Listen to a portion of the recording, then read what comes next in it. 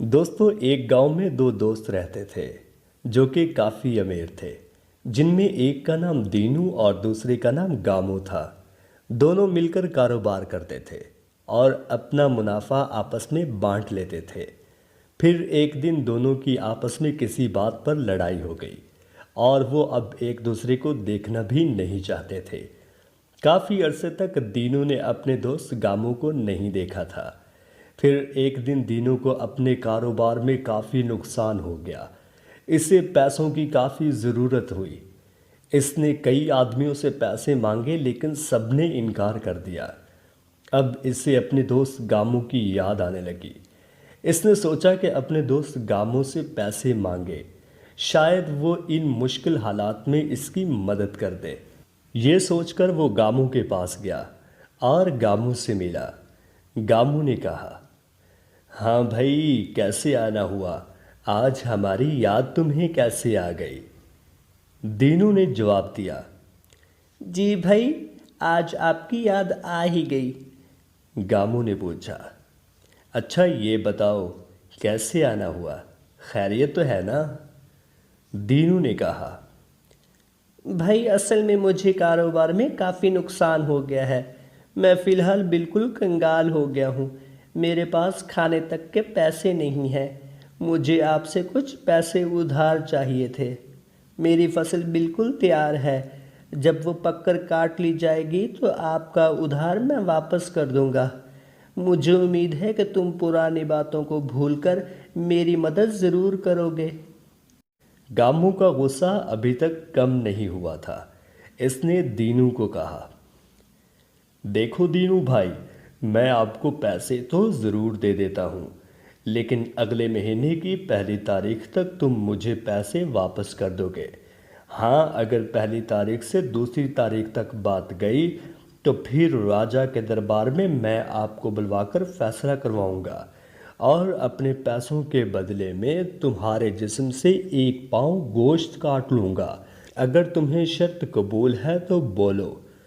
दीनू गामू की ये बातें सुनकर हैरान रह गया।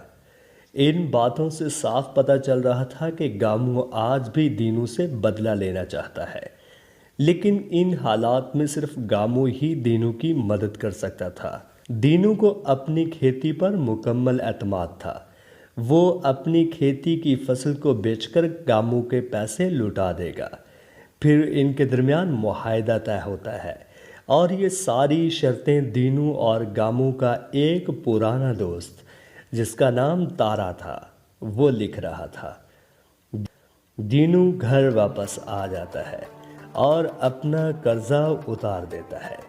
लेकिन अल्लाह का करना ऐसा हुआ कि एक दिन बारिश शुरू हो गई। दीनू की सारी तैयार खेती बारिश ने तबाह कर दी। अब दीनू को गामू की शर्तें याद आने लगी। आखिरकार पहली तारीख भी आ गई। गामू को दीनू की जानब से उधार रकम वापस ना मिली तो दूसरे दिन गामू ने दीनू को राजा के दरबार में बुला लिया और अपने उधार पैसों का मुतालबा किया। लेकिन दीनू बेचारे की सारी खेती तो तबाह हो गई थी। दीनू गामू से कहने लगा, भाई मुझे अगले 6 महीनों की मोहलत दे दो। मैं आपका उधार ज़रूर वापस कर दूंगा। इस दफ़ा तो बारिश ने मेरी सारी खेती का नुकसान कर दिया है। गामू ने बादशाह के सामने अपने दोस्त तारा को बुलाया और कहा, तारा भाई, दीनू भाई को वो शर्त बताई जाए। तारा ने राजा के सामने दीनू को शर्त बताई, जिसके मुताबिक पहली तारीख तक पैसे वापस ना किए तो दूसरी तारीख को राजा के दरबार में दीनू के जिस्म से एक पाँव गोश्त काटा जाएगा। शर्त के मुताबिक राजा ने हुक्म जारी किया कि दीनू का एक पाँव गोश्त इसके जिस्म से काट लिया जाए, क्योंकि दीनू अपनी शराइत पर पूरा नहीं उतरा। दीनू ने गामू की बहुत मिन्नत समाजत की, लेकिन गामू पर तो बदले का भूत सवार था। जब दीनू को तारा ने परेशान देखा तो इसने सोचा, दीनू जैसा भी है हमारा दोस्त है, ईमानदार है, वो रकम ज़रूर वापस कर देता।